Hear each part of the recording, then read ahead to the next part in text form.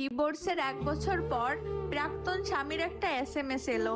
তারপর আমার এলোমেলো হয়ে যাওয়া জীবনটা আরো এলোমেলো হয়ে গেল।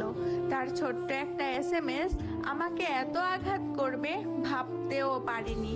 রাত 3টায় সে এসএমএস করলো, তোমাকে ছেড়ে আমি আমার জীবনের সব থেকে বড় ভুল করেছি, পারলে ক্ষমা করে দিও। তার 5 মিনিট পর আরেকটা এসএমএস এলো।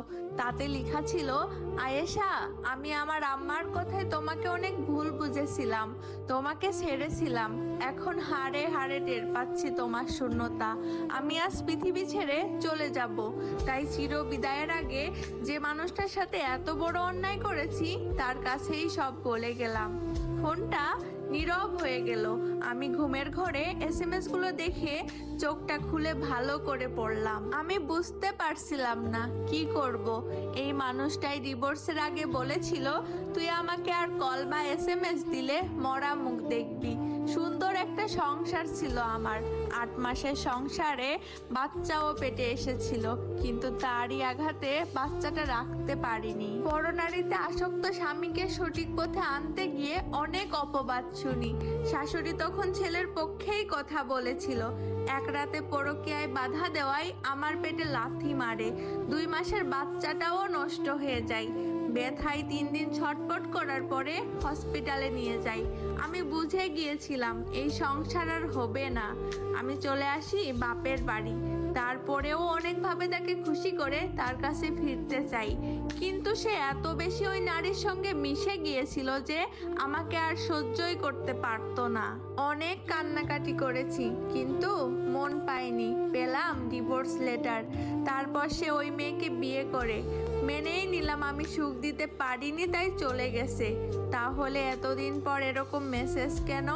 সাথে সাথে তার নাম্বারে কল দিলাম। টানা কল হচ্ছিল, কিন্তু রিসিভার হয়নি। বুকের ভেতরটা কেঁপে উঠল। কি হলো তার?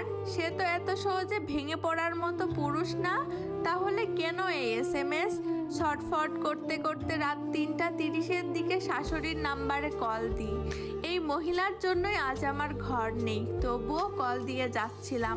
দ্বিতীয়বার রিং হওয়ার পর সেই কর্কশ গলাটা অনেক দিন পর আবার শুনলাম। কল ধরেই বলে উঠল, তুমি কি মনে করে এতদিন পর কল দিলা? কোন মতলবে? আমি বললাম, আপনার ছেলে কোথায়? উনি বলল, কেন, এখনো কি পিছু ছাড়নি? ছেলে ভালো আছে তার বউ নিয়ে। আমাকে কল দিছো এত রাতে কোন মতলবে? আমি বললাম, এসব কথা রাখেন আগে, বলেন সে কোথায়? শাশুড়ি বলল, সে তার রুমে ঘুমাচ্ছে। আমি বললাম, তাড়াতাড়ি তার রুমে যান, কোনো অঘটন ঘটার আগে দয়া করে যান।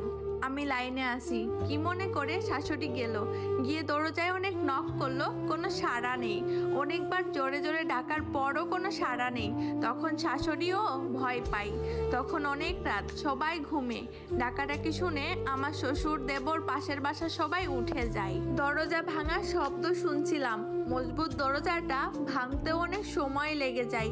তারপর দরজা খুলে একটা চিৎকারই শুনি আমার শাশুড়ির, বাবারে তুই এটা কি করলি রে বাবা?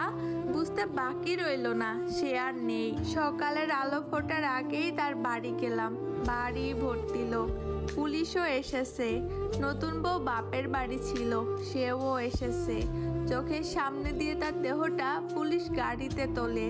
কি অদ্ভুত বিদায়! আমি তো এমন মৃত্যু চাইনি, আমি তো তাকে ভালোবেসেছিলাম। এই স্টোরিটা একজন আপুর জীবন থেকে নেওয়া।